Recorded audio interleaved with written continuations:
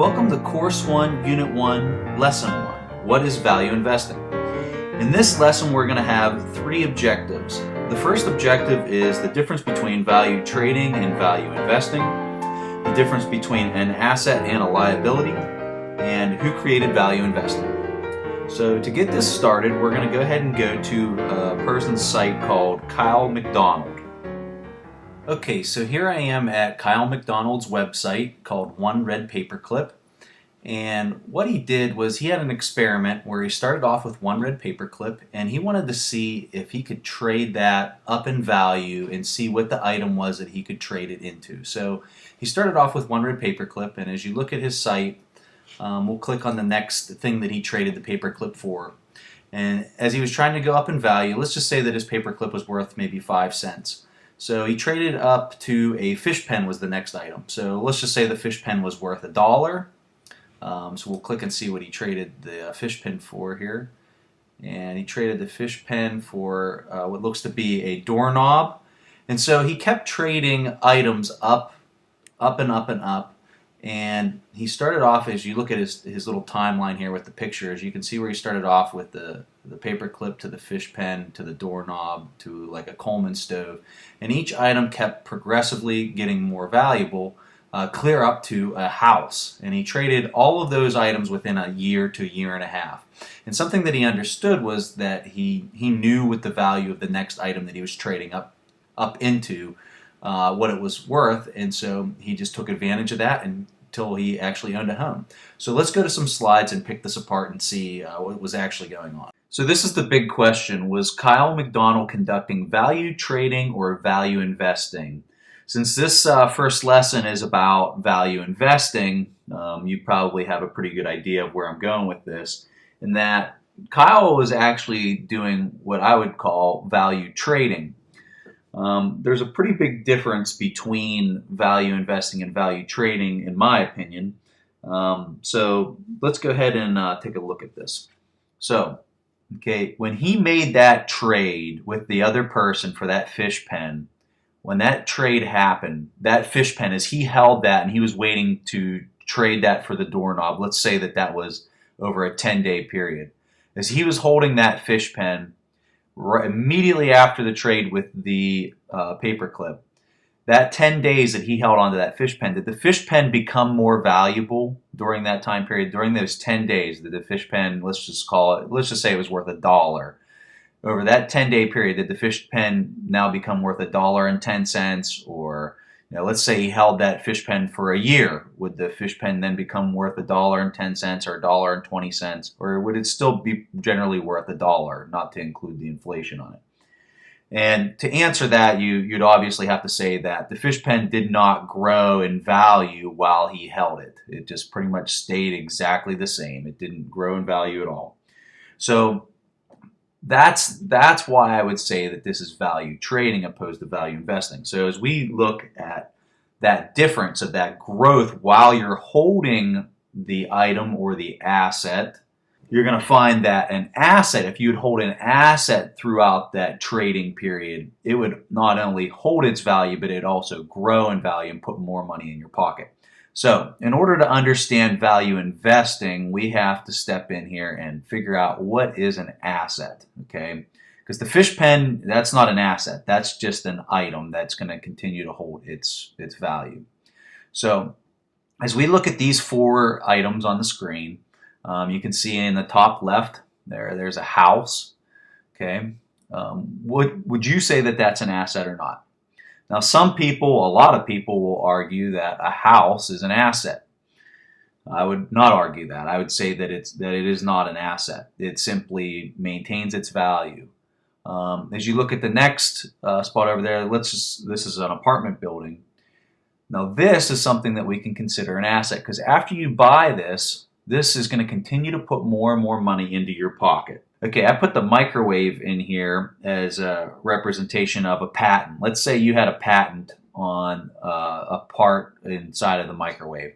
So that patent would be an enormous asset, because you're not really having to pay anything out in order to possess it unless you purchased the patent from somebody. But let's say you came up with the patent that is going to continue to put money in your pocket every single month. Okay, and the last one, the car. So when you own a car, it's decreasing in value every year, every month. And not only that, but you're making payments on the car every single month. So in the end, that's definitely not an asset, and that's something we would actually call a liability. To summarize, when you're talking about an asset, the simple way to look at it is an asset is something that's going to continue to put more money in your pocket every single month as you continue to own it. So let's go over here and look at a liability. So there's the car, which is the liability. And I'm sure you can think of many other things in your day-to-day life that takes money out of your pocket every single paycheck. And that is definitely something that you can classify as a liability. So assets versus liabilities. As I said, the asset's going to put money into your pocket. The liability is going to take that money and take it out. So when we're trying to define a person who's wealthy versus a person who's not wealthy, the wealthy person is the person who accumulates assets. Every month they're doing whatever it takes in order for them to buy and own and possess more and more assets. So I obviously use the apartment building there, that they have 3 apartment buildings, but that could be anything. The assets could be the apartment buildings, it could be the patent, it could be a small stock, which that's what we're really going to be focusing on throughout this entire website. But each time you own that asset, it's putting more and more money in your pocket each month. So the wealthy, the rich people, they accumulate assets and they do everything in their power to minimize their liabilities because that's what takes the money out of their pocket. And so the opposite of that would be not necessarily a poor person. It could be whoever, but here's a person that has one asset, which is their job, and it pays them, their salary, and it goes into their pocket. And then this person accumulates liabilities, and so they have the exact opposite thing happening where they can really never improve their way of life and their social standing. So what is value investing? We talked about value trading with the paperclip and how Kyle McDonald was always trading that paperclip up, but the difference between value trading and value investing is when you value invest, you do exactly what Kyle was doing with the paper clips, but you're doing it with assets. So while you're holding that fish pen for 10 days or a year or whatever the case would be, that fish pen is actually growing in value and it's increasing and putting more money in your pocket as you wait for the next trade, if you even do the next trade. The asset alone might be enough to just keep putting money in your pocket. So that's really what value investing is. It's a combination of both of those things that we just learned about. Okay, so I'm going to walk you through a scenario here so that we can see how Warren Buffett invests. So when Warren Buffett conducts value investing, it would go something like this. Wow, look, here's a company called See's Candy. I'm going to look at all their financial information and determine what I think this company is worth. After a little analysis, he determines that the company is worth $40 a share. In an effort to buy the shares of the company, he looks at what he can buy the shares for on the stock market. So he goes on his computer and downsizes his game of bridge, then looks at the market price or trading price of that company. After reviewing the market price, he notices that the shares are only selling for $30 a share, which is $10 less than what he thought the company was worth per share. Wow, what a great deal. I'm going to buy some shares of this company at a really good deal. Then while I own part of this great company, I'll continue to get paid for owning this asset. In the long run, Buffett purchases the company and it returns to its intrinsic value of $40 a share, and he gets paid money every month from the sale of the product that the company makes. So that's really what he's doing in a nutshell, is he goes in, he could care less what that company is trading for on the market. He just doesn't care. He doesn't even look at that. He goes right to the financial data. He looks at the company and he figures out what he thinks the company's worth. Okay, he thinks it's worth $40 a share. And then he goes and looks at what the company's actually trading for per share. So he'd go on and he'd look and be like, oh, it's trading for 30. I thought it was worth 40. I think it's a good business, so I'm going to buy it. And he does, and then he holds it. And then that asset continues to pay him month in and month out. All right, although Warren Buffett is a really smart guy, he actually learned the fundamentals of value investing from his Columbia professor, Benjamin Graham. Graham is often known as the godfather of value investing, and he's written 2 very famous books. Those books are Security Analysis and The Intelligent Investor.